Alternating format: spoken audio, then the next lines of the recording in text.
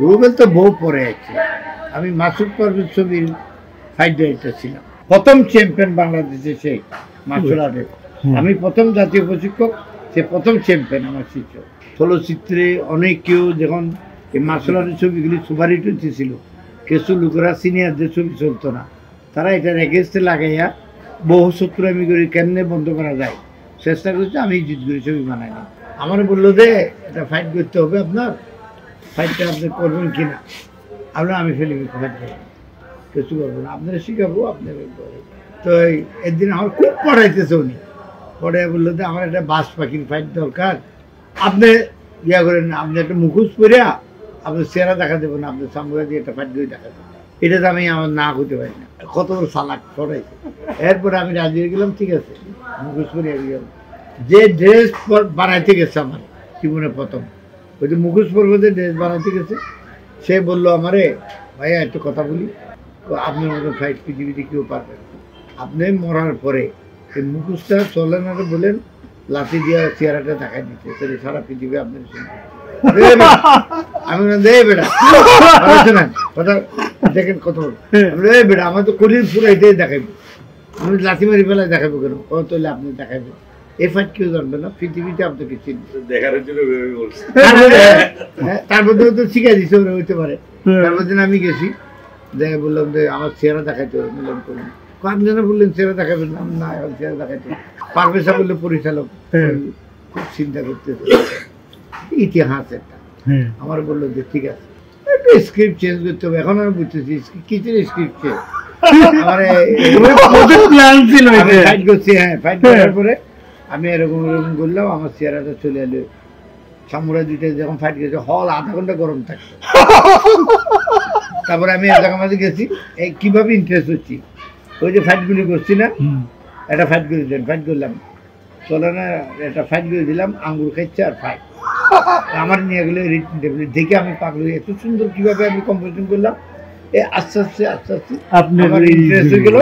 এটা মাসুদ পারভেজের অবদান, আমাকে অভাবে নিয়ে গেছে ফিলিম। যেমন আমি যাওয়ার কোনো স্বীকার করেন যে সোহেল রানা আপনাকে আমাকে অভাবে পরে হ্যাঁ নিচে সিনেমা, এটা হইতো না। এই ছবি যখন রিলিজ হলো, মানুষ তো ঘরে ঘরে। ওই যখন আমি এক জায়গায় গেছি, মতিঝিল একটা অফিসে, তো আমার বলতেছে, আরে ভাই এটা চাইনিজ ছবি এলাম, মধুমিতা তো দেখে আসছি, একটাতে ছেলে আসছে যে চাইনিজ ফাইট করলো সামুরাই দিয়া, এটা অবশ্য।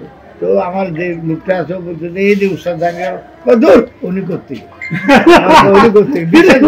বিশ্বাস করতে পারতেছে না। মানে থেকে ও বললো আমি 7-10 ছবি দেখছি মধুমিতায়, শুধু এই শুট সামুরাই ফাইটটা দেখার জন্য, বুঝছেন। এরপর থেকে ইন্টারেস্ট হয়ে গেলাম, এরপরে ছবি বানাইলাম, অনেক ছবি, ফাইট ডাইরেক্টর হইলাম। হওয়ার পরে আপনার ফাইট ডাইরেক্টরের নাম কি ছিল?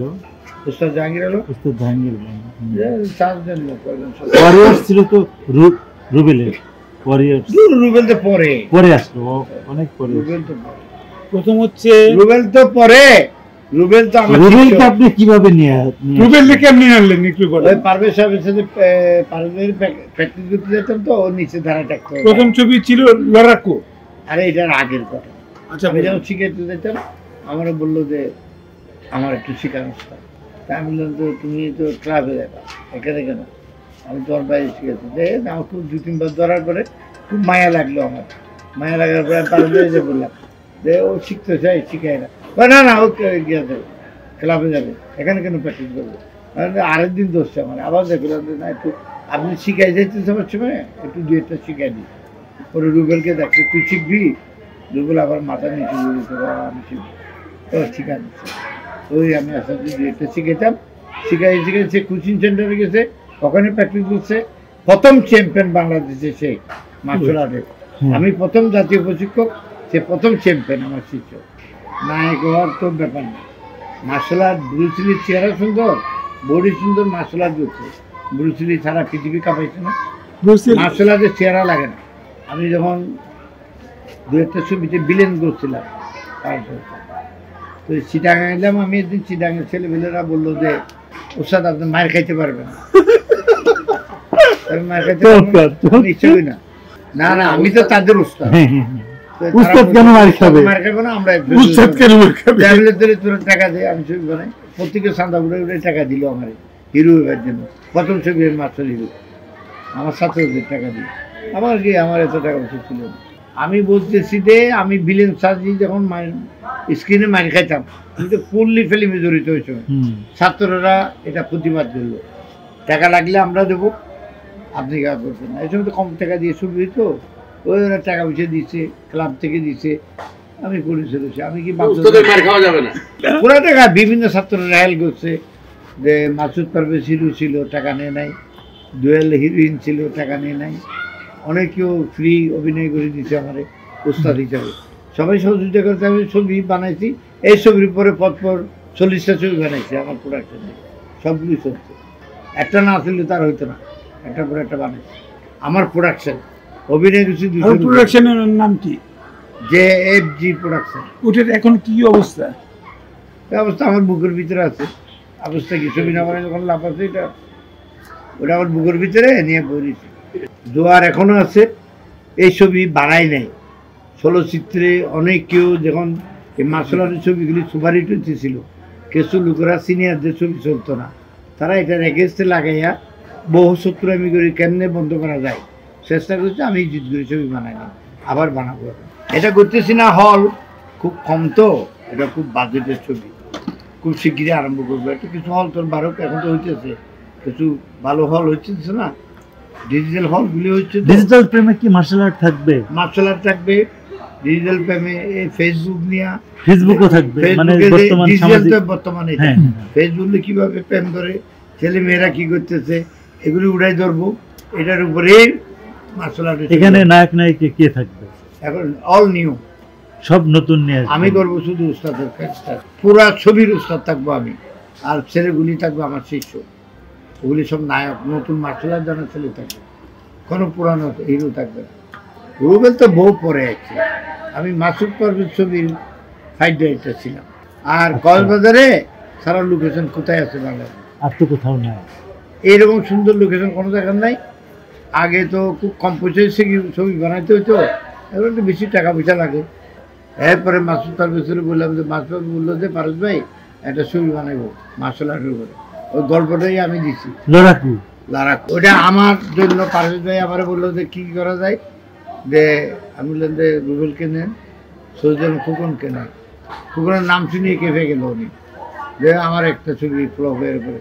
আপনি দেখেন এই ছবি ভালো, ছেলেটা ভালো, ছেলেটা মেধাবী না, ভালো কোনো রাস্তা নাই, ফেলে টাকা ফেরত আইতে হবে। টাকা ফেরত আইবো কিনা, তার মানে আসবে এটা। এরপরে এডিটার নতুন, ক্যামেরাম্যান নতুন, হাসন ছিল, আরো এরকম সব সাদা কালো একটা ছবি। 25,000 টাকা দিলে একটা ছবি বানানো যেত, সাদা কালো। ওই ছবি কামাইছে না হলে 20 কোটি টাকা। সৈয়দ খোকনকে আসার জন্য আমি পারভেজ ভাইকে বলছি যে এটা করে না, রুবেলকে হিরো বানান, এই বানান। আমি একটা উস্তাদের ক্যারেক্টার করছিলাম, গল্পটা আমি দিচ্ছি। গল্পটা হচ্ছে আল মাসুদ। এটা গল্প আমি বলছি, লিখছে, লেখা এই ছবি।